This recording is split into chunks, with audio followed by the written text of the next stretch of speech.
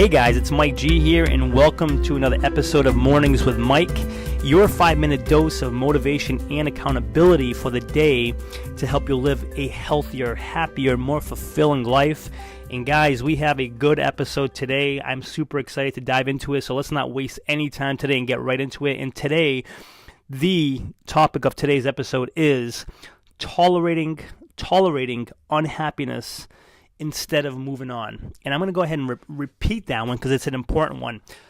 Tolerating unhappiness instead of moving on. When we find ourselves tolerating things that make us unhappy, that we don't want in our lives, whether it's an unhealthy lifestyle, whether it's an unhealthy relationship, whether it's an unhealthy career or business or whatever it may be, unhealthy habits, why we tolerate unhappiness instead of moving on from any one of these. Like, why do we do that? Why do we find ourselves tolerating these things instead of moving on?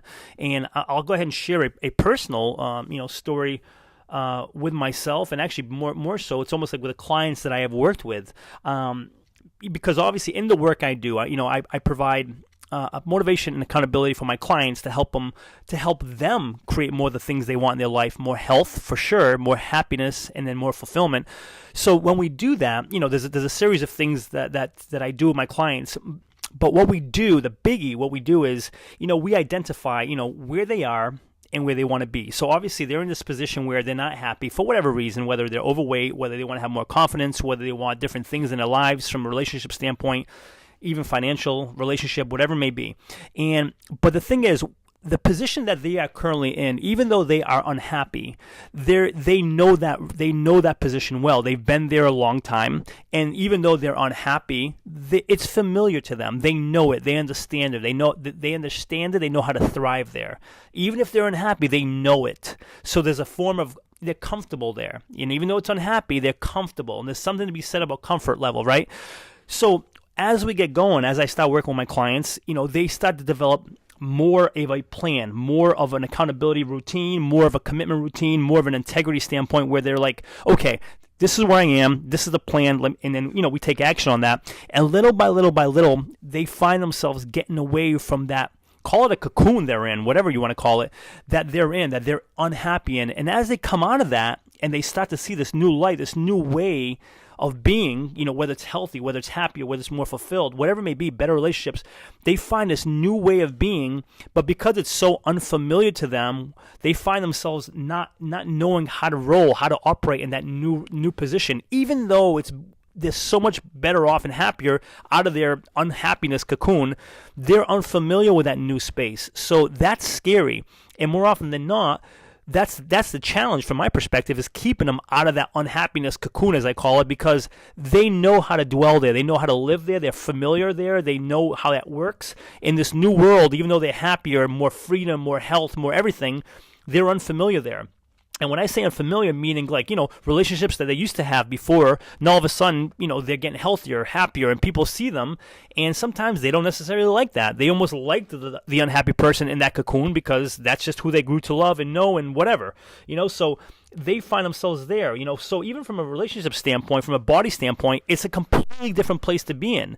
So as happy as they are, it's unfamiliar territory, so there's a tendency to want to go back into that unhappy cocoon, which they're not happy. The only thing that keeps us there is that it's familiar to us, and we know how to live there and how to operate in that space, but we're not happy there. So that, more often than not, guys, is why we sometimes tolerate unhappiness instead of moving on, because when we move on, it's a new space, and it's scary because it's the unknown, and we're not quite sure yet how to operate there.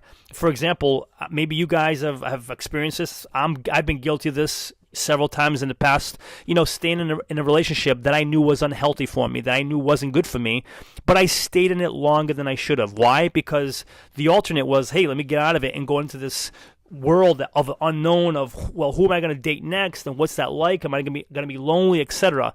I'm not proud of making those decisions like that and staying in something that I knew I wasn't happy with, but that is why more often than not we tolerate the unhappiness, because we're comfortable in that little unhappiness cocoon because we know it well, versus the unknown, which is more often than not typically where happiness and fulfillment and even better health resides, in that new space that we're we're not used to. So my call to action for you is, what area do you find yourself unhappy with that you tolerate? What area are you currently unhappy with that you're tolerating, you find yourself tolerating? Identify that and just be mindful of it and see what steps you could take to kind of start getting you out of that unhappiness cocoon, as I call it, and more into that open space. And even though it's unfamiliar and unknown, that's more often than not, guys, where the happiness that we are looking for, health, happiness, fulfillment resides. Best of luck. You're awesome. And until next episode, cheers.